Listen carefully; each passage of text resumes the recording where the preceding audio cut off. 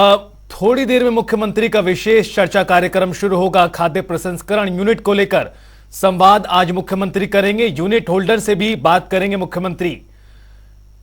आपको बता दें कि हर शनिवार को शाम 5 बजे मुख्यमंत्री मनोहर लाल लोगों से संवाद करते हैं। ऑडियो या वीडियो कॉन्फ्रेंसिंग के जरिए यह पूरी बातचीत की जाती है और इसी के तहत खाद्य प्रसंस्करण यूनिट को लेकर आज संवाद मुख्यमंत्री की ओर से किया जाएगा। और जो यूनिट होल्डर्स हैं उनके साथ भी मुख्यमंत्री मनोहर लाल दरअसल बातचीत करेंगे।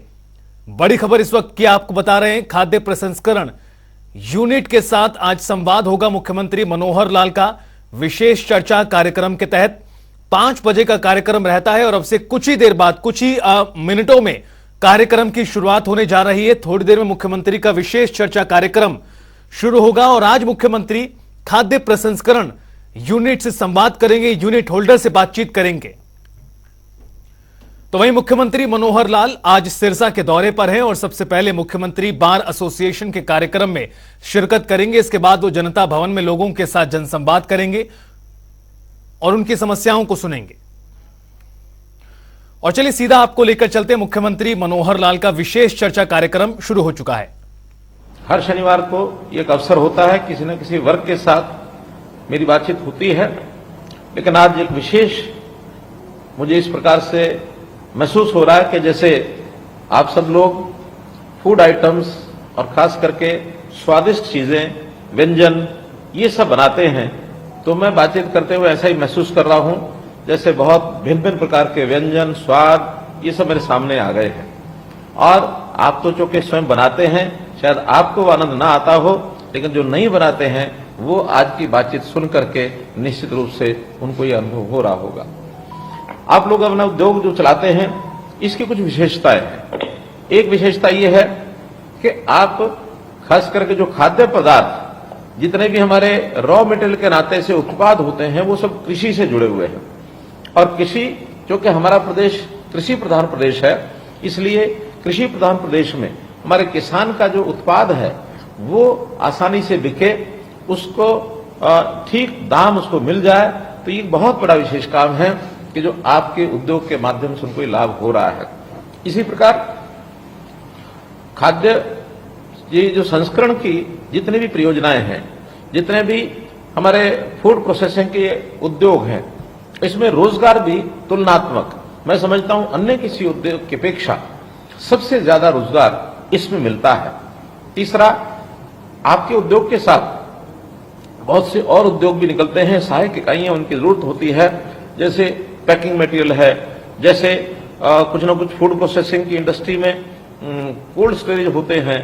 जो फसल जल्दी खराब होने वाली होती है उसको स्टोरेज करके ही बचाया जा सकता है, तो फूड स्टोरेज के माध्यम से आप उन चीजों को वर्ष भर प्राप्त कर सकते हैं। तो वैसे यही एक उद्योग है जिसका बहुत अधिक लोगों को लाभ हो रहा है। जैसे हमारी जनसंख्या बढ़ रही है, जनसंख्या का दबाव ये बढ़ रहा है, शहरीकरण बढ़ रहा है और स्वास्थ्य के प्रति भी ये एक लोगों की जागरूकता ये बढ़ रही है। तो इसमें एक विशेष आज के समय में अपने इस उद्योग का महत्व हो गया है। हम सब ये भी जानते हैं कि प्राचीन काल में या भूतकाल कहना चाहिए, बहुत वर्षों पहले नहीं बल्कि कुछ वर्षों पहले तक ये फूड और व्यंजन का जो काम है ये हमारे परिवार के लोग किया करते थे। हमारी दादी, नानी, हमारे बड़े बुजुर्ग वो ऐसे तरह तरह के व्यंजन बनाने में कितना ही तरह का हमारा जो किचन का काम होता था वो किया करती थी और प्रिजर्व भी करते थे। मुझे याद है भिवानी के अंदर हमारे एक जानकार परिवार, मैं एक बार उनके साथ भोजन कर रहा था उनके परिवार में, तो उन्होंने एक अचार निकाल करके मेरी थाली में परोसा। विशेष प्रकार का स्वाद था उसमें। मैंने पूछ लिया कि बगड़िया जी ये अचार तो बहुत पुराना लगता है। कहने लगे हाँ बस केवल 17 साल पुराना है। यानी 17 साल पुराना अचार मुझे वो खिला रहे हैं। तब मुझे उन्होंने अपनी बात बताई कि उनके परिवार में सैकड़ों वर्ष से ये परंपरा चलती है कि 17 साल पहले का अचार खाया जाता है और हर वर्ष एक अचार का मटका नया डाला जाता है, हर वर्ष एक मटका समाप्त किया जाता है। तो 17 के 17 जो बड़े कंटेनर होते हैं जिसमें अचार डाला जाता है वो एक कमरे के अंदर रखे जाते हैं। तो ये इस प्रकार की प्रथा हमारे यहाँ पहले चलती थी। घरों के अंदर हमारी जो माताएं, हमारी दादी, हमारी नानी, यानी तरह तरह के पापड़ बनाने, बड़ियां बनानी, तरह तरह के इस प्रकार की चीजें उपयोग करती थी जो आज बाजार में है। शायद उस प्रकार का स्वाद देने वाली चीजें आज नहीं है, तो भी ये चीजें आज के समय में क्योंकि घरों में होनी बंद हो गई हैं और आधुनिकता के आधार पर इसकी अब आवश्यकता हमें बाजार में पड़ने लगी है, मात्रा भी अधिक चाहिए। तो उसी में से हमारे उद्योग का जन्म हुआ और ये उद्योग बहुत बड़ी मात्रा में आज पूरे देश में हो रहा है। जहां तक मेरे पास जानकारी है कि वर्ष 2022 में फूड प्रोसेसिंग का उद्योग 22 लाख करोड़ रुपए का था और अनुमान है कि 3 वर्ष के बाद ये बढ़ करके 35 लाख करोड़ रुपए का ये अनुमान हो जाएगा, ऐसा हमको जानकारी है। हरियाणा की अगर बात करूं तो हरियाणा में 28,000 यूनिट्स इस प्रकार के लगे हुए हैं जो फूड प्रोसेसिंग का ये काम करते हैं। तो ये जो काम है हमारा एक प्रकार से खेत से लेकर खाने की प्लेट तक जो चीजें परोसी जाती हैं उसमें फूड प्रोसेसिंग के इस उद्योग का एक अपना ही महत्व है। हम किसान के उत्पाद में वैल्यू एडिशन करके अपना लाभ भी कमाते हैं, प्रदेश और देश की इकोनॉमी में उसमें भी योगदान करते हैं। तो इस प्रकार हमने सरकार के नाते से बहुत से लाभ इस उद्योग को दिए हैं। कई प्रकार की नीतियां हमने बनाई है, बहुत सी हमने योजनाएं बनाई है। 4 जून 2018 को हरियाणा कृषि व्यवसाय एवं खाद्य प्रसंस्करण नीति 2018 ये हमने अधिसूचित की थी, जिसमें कृषि व्यवसाय तथा खाद्य प्रसंस्करण उद्योग के लिए अति अत्याधुनिक इंफ्रास्ट्रक्चर ये हमने विकसित किया था। यानी उसमें कई उसके भाग थे जो हमने सूचित किया। पहला उसका प्रमुख बुनियादी जो पहलू था वो था कि फूड प्रोसेसिंग इकाइयों की स्थापना, उनका विस्तार और विविधीकरण, इस सब के लिए सब्सिडी की व्यवस्था की थी ताकि नए उद्योग को यदि सब्सिडी का सहारा मिलता है तो उसका उद्योग वायबल हो जाता है। अन्यथा उद्योग में कई बार बड़े उद्योगों के साथ हम कम्पीट नहीं कर सकते हैं। तो इस प्रकार से इसका अपना एक उपयोग हुआ। इसी प्रकार दूसरी जो योजना हमने बनाई उस योजना में बैकवर्ड फॉरवर्ड लिंकेज ये भी हमने की और इसके अंदर पूंजी निवेश की सब्सिडी ये दी जाती है। हरियाणा में ऐसे उद्योगों के लिए हमने 4 अलग अलग क्षेत्र तय किए हैं, 4 तरह के ब्लॉक, ए श्रेणी, बी श्रेणी, सी श्रेणी और डी श्रेणी, ऐसे 4 श्रेणियों में इन ब्लॉक्स को बांटा। सब में अलग अलग दरों के हिसाब से हमने सब्सिडी का ये प्रावधान किया। जहां तक ब्लॉक ए और बी ब्लॉक है उसके अंदर 50% के यानी सब्सिडी पूंजी निवेश के ऊपर ये प्रदान की जाती है। इसके अंतर्गत हमने बड़ी एक योजना में इसके ऊपर पैसा खर्च किया है। 70 करोड़ रुपए की लागत, 70 करोड़ रुपए की सहायता अनुदान इसमें दिया जा चुका है। तीसरी योजना है एकीकृत कोल्ड चेन और वैल्यू एडिशन, इसका इंफ्रास्ट्रक्चर, इस पर सब्सिडी दी जाती है। इसमें भी 35% से लेकर के 45% तक सब्सिडी ये प्रदान की जाती है और इस सब्सिडी को यानी भंडारण के बुनियादी ढांचे, पैकेजिंग, हाउसिंग, परिवहन के बुनियादी ढांचे, मूल्य संवर्धन और प्रसंस्करण बुनियादी ढांचे के लिए इसका उपयोग किया जाता है। 5 करोड़ रुपए की सब्सिडी इसमें दी जाती है। जहां तक अभी तक हमने इस 10 परियोजनाओं के लिए 49 करोड़ रुपए की सहायता ये दी जा चुकी है। इसका लाभ लोगों ने उठाया है। चौथी परियोजना एकीकृत मिनी फूड पार्क, इसको भी हमने प्रारंभ कराया है। इसमें ग्रुप्स यानी सी और डी ब्लॉक्स के जो श्रेणी है उसके अंदर 10 करोड़ रुपए की सब्सिडी दी जाती है। अभी तक केवल एक ही परियोजना क्योंकि लेटेस्ट शुरू कराया है तो उसके लिए 9 करोड़ 15 लाख रुपए की सहायता ये अनुदान दिया जा चुका है। मैं कहना चाहूंगा, ये बताना भी चाहूंगा कि हमारे जो फूड प्रोसेसिंग यूनिट हैं ये एमएसएमई श्रेणी के अंदर आते हैं। तो एमएसएमई श्रेणी के बहुत से लाभ ये हम देते हैं। इसका लाभ हमको सबको उठाना चाहिए। एमएसएमई में जो हमारा पंजीकरण हुआ है अभी तक पोर्टल के ऊपर 6,44,000 जो उद्यम हैं वो एमएसएमई पोर्टल पर ये पंजीकरण हो चुके हैं, जिसके अंदर 27,000 साढ़े 27,000 केवल फूड प्रोसेसिंग की ये इकाइयां हैं। तो इस फूड प्रोसेसिंग की इकाइयों के अंदर जो हमारी पॉलिसी है हीप 2020, ये भी एक पॉलिसी जिसमें 4,860 इकाइयों ने और अपने आप को अप्लाई किया है इसका लाभ लेने के लिए। अभी तक 1500 इकाइयों को लाभ वितरित किया जा चुका है। 719 इकाइयां ऐसी लाभ देने की प्रक्रिया में चल रही हैं। शेष को भी जैसे उनके आवेदन के दस्तावेज पूरे होंगे उनको भी इसका लाभ मिल सकता है।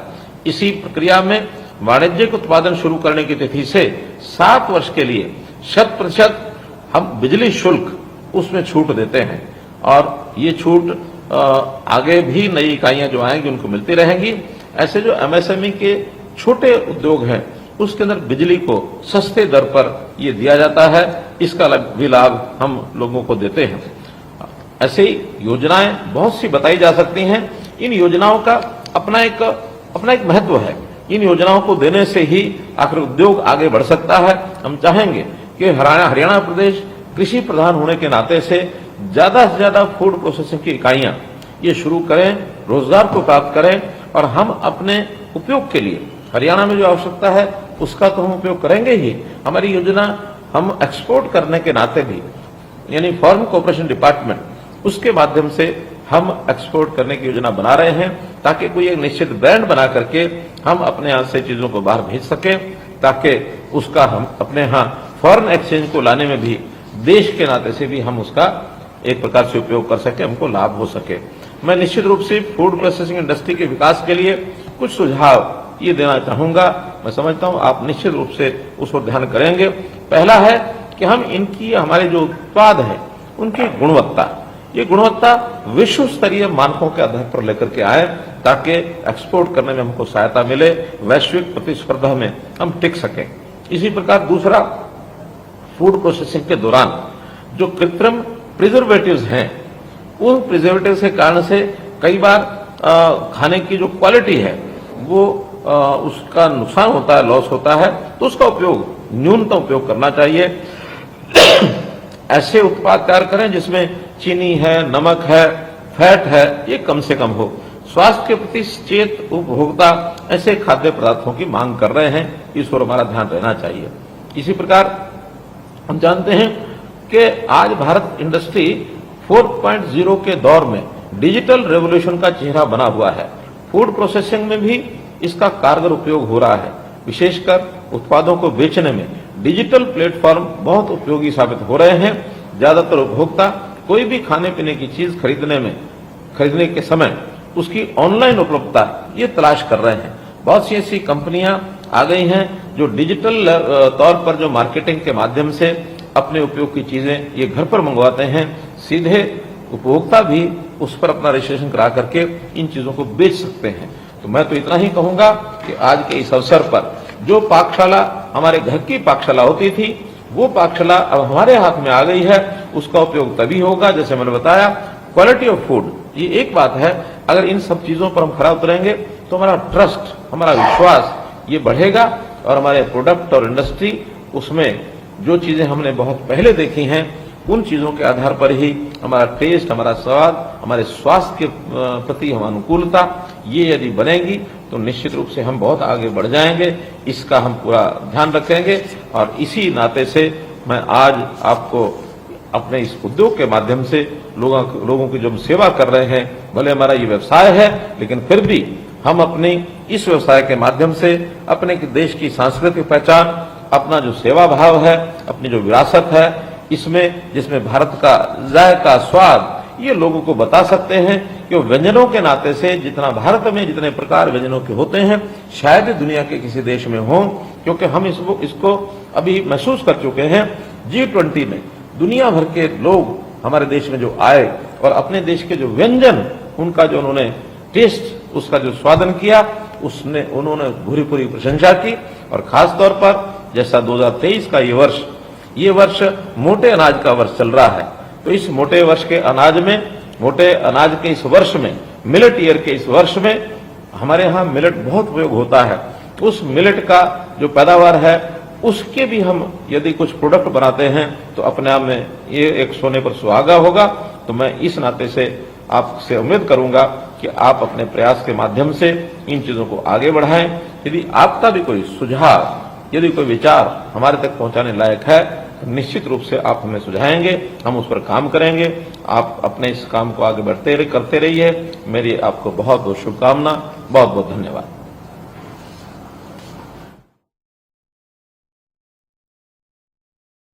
यूनिट के लोगों के साथ बातचीत कर रहे थे मुख्यमंत्री मनोहर लाल। और क्या कुछ कहा है मुख्यमंत्री मनोहर लाल ने अपने इस संबोधन में, वो आपको बताएं। किस तरह खाद्य प्रसंस्करण को बढ़ावा दिया जा रहा है, यूनिट्स को ज्यादा से ज्यादा प्रोत्साहन दिया जा रहा है, क्वालिटी को और ज्यादा बेहतर किस तरह से किया जाए इस पर भी पूरा जोर है। मुख्यमंत्री मनोहर लाल ने विशेष चर्चा कार्यक्रम के तहत आज खाद्य प्रसंस्करण इकाई धारकों के साथ बातचीत की है और यूनिट होल्डर्स के साथ भी उन्होंने संवाद स्थापित किया है। खाद्य पदार्थ सीधा कृषि से जुड़े होते हैं और कृषि से जुड़े होने का अर्थ है किसानों को सीधा इससे लाभ मिलता है। ये उद्योग हमारे बड़े बूढ़ों की देन है, ये भी मुख्यमंत्री ने अपने संवाद में कहा। और इस उद्योग के लिए सब्सिडी की भी व्यवस्था की गई है। 4 अलग अलग कैटेगरी में पूरी व्यवस्था को बांटा गया है और हर एक श्रेणी के लिए अलग प्रकार की व्यवस्था बनाई गई है सरकार की ओर से। गुणवत्ता बढ़ाने की सलाह देता हूं, मुख्यमंत्री ने तमाम इकाई धारकों को यह कहा है। और किस तरह से इस पूरे व्यापार को बढ़ावा दिया जाए, इससे जुड़े लोगों को और किस तरह सशक्त किया जाए, यह भी मुख्यमंत्री मनोहर लाल ने यूनिट होल्डर्स के साथ बातचीत में अपनी बात में रखा है। खाद्य प्रसंस्करण को किस तरह और ज्यादा मजबूत किया जाए और जो फूड आइटम्स हैं देश के, उनको लेकर भी मुख्यमंत्री मनोहर लाल ने अपने संवाद में जिक्र किया है। खाद्य यूनिट्स को बढ़ावा देने पर जोर है, फूड आइटम्स को लेकर बात की है। मिलेट्स ईयर का भी उन्होंने अपने संवाद में जिक्र किया।